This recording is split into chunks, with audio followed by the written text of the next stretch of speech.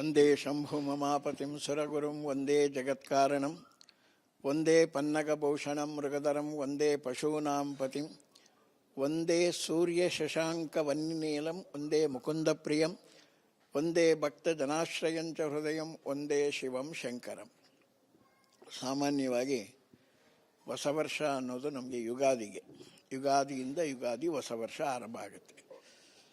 So ಈ ಒಂದು calendar ಅಂತ ಏನು ಮಾಡ್ತಿದ್ದೀವಿ ನಾವು, ಜನವರಿಯಿಂದ ಡಿಸೆಂಬರ್ವರೆಗೂ ಒಂದು ವರ್ಷ ಅಂತ ನಾವು ತೀರ್ಮಾನ ಮಾಡ್ತಿದ್ದೀವಿ.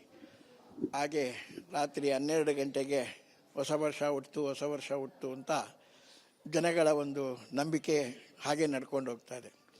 ಸೂರ್ಯೋದಯ ನಂತರನೇ ಹೊಸ ವರ್ಷ. ಈ ಸೂರ್ಯ ಈಗ ಹುಟ್ಟಿದ ಮೇಲೆ ಜನವರಿ 1ನೇ ತಾರೀಕು ಗುರುವಾರ ಅಂತ ನಾವು ಹೇಳ್ತೀವಿ. ರಾತ್ರಿ 12 ಗಂಟೆಗೆ ಯಾರು 1ನೇ ತಾರೀಕು ಹೊಸ ವರ್ಷ ಅಂತ ಹೇಳೋದಿಲ್ಲ.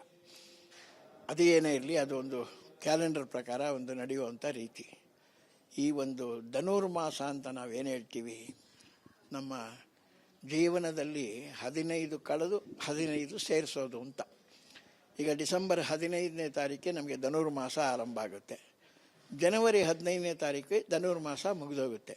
ಅಂದರೆ 25ರಲ್ಲಿ ಜನವರಿಯಿಂದ ಡಿಸೆಂಬರ್ 15ನೇ ತಾರೀಕುವರೆಗೂ ನಾವು ಏನು ಪಾಪಗಳನ್ನು ಮಾಡಿದ್ದೀವಿ, ಏನು ಪುಣ್ಯಗಳನ್ನು ಮಾಡಿದ್ದೀವಿ, ಯಾವ್ಯಾವ ಯಾತ್ರೆಗಳನ್ನು ಮಾಡಿದ್ದೀವಿ, ಯಾವ್ಯಾವ ದಾನ ಧರ್ಮಗಳನ್ನು ಮಾಡಿದ್ದೀವಿ, ಎಷ್ಟು ಕೆಟ್ಟದ್ದು ಬಯಸಿದ್ದೀವಿ, ಎಷ್ಟು ಒಳ್ಳೇದು ಬಯಸಿದ್ದೀವಿ, ಇದು ಎಲ್ಲವನ್ನು ಡಿಸೆಂಬರ್ 15ನೇ ತಾರೀಕಿಂದ ಡಿಸೆಂಬರ್ 31ನೇ ತಾರೀಕುವರೆಗೂ ಈ 15 ದಿನಗಳ ಕಾಲ ನಾವು ಆಯಾಯ ದೇವಸ್ಥಾನಗಳಲ್ಲಿ ಹೋಗಿ ಬೆಳಗ್ಗೆ ದರ್ಶನ ಮಾಡಿ 5 ಗಂಟೆಗೆ ಎದ್ದು ಆ ಚಳಿಯಲ್ಲಿ ಸ್ನಾನ ಮಾಡಿ ದೇವಸ್ಥಾನಕ್ಕೆ ನಡ್ಕೊಂಡು ಬಂದು ಸ್ವಾಮಿ ದರ್ಶನ ಮಾಡಿ, ಅಪ್ಪ ಪರಮಾತ್ಮ, ನಾನು 25ರಲ್ಲಿ ಏನೇನು ಕರ್ಮಗಳನ್ನ ಮಾಡಿದ್ದೀನೋ ಅದನ್ನೆಲ್ಲ ಕಳೆದು ನನಗೆ ಸುಖವನ್ನು ಕೊಡಪ್ಪ ಅಂತ ಕೇಳೋದು ಒಂದು ವಿಧಿ.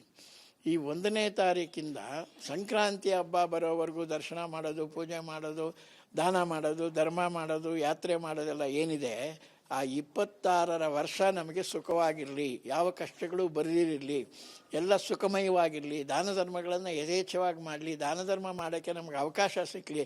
ಜೋಬಲ್ ಕಾಸು ಇಲ್ದಿದ್ದು ದಾನ ಮಾಡೋದು ಎಲ್ಲಿಂದ ಮಾಡೋದು, ಸ್ನಾನ ಮಾಡಿ ದಾನ ಮಾಡು ಅಂತ ಏನು ಹೇಳಿಲ್ಲ. ಹಾಗೆ ಈ 26ರ ವರ್ಷ ಪೂರ್ತಿ ಈ 15 ದಿನಗಳ ಕಾಲ ನಾವು ಸ್ವಾಮಿಯನ್ನು ಸಂದರ್ಶನ ಮಾಡೋದು, ಪೂಜೆ ಮಾಡೋದು. ನಮಗೆ ಯಾವಾಗ ಒಳ್ಳೆ ಮೂಡಿರುತ್ತೆ ಅಂದರೆ ಬೆಳಗ್ಗೆ 5 ಗಂಟೆ 6 ಗಂಟೆ ಒಳಗೆ ಮೂಡಿರೋದು. ಆಮೇಲೆ ಆದ ತಕ್ಷಣ ಯಾವುದೋ ಫೋನ್ ಬಂತು, ಸಾಲಗಾರ ಬಂದ, ಅವನು ಬಂದ, ಇವನು ಬಂದ, ಆ ಕಡೆ ಈ ಕಡೆ ಗಮನ ಹೊರಟೋಗುತ್ತೆ. 6 ಗಂಟೆ ಒಳಗೆ ಯಾವ ಗಮನವೂ ಇರಲ್ಲ. ಯಥೇಚ್ಛವಾಗಿ ದೇವಸ್ಥಾನಗಳಿಗೆ ಬಂದಾಗ ಮಂತ್ರಘೋಷ, ಘಂಟಾಘೋಷ ಇವುಗಳನ್ನೆಲ್ಲ ಕೇಳ್ತಿದ್ರೆ ನಮ್ಮ ಮನಸ್ಸಿನಲ್ಲಿ ಬೇರೆ ಯಾವ ಭಾವನೆಗಳು ಬರಲ್ಲ.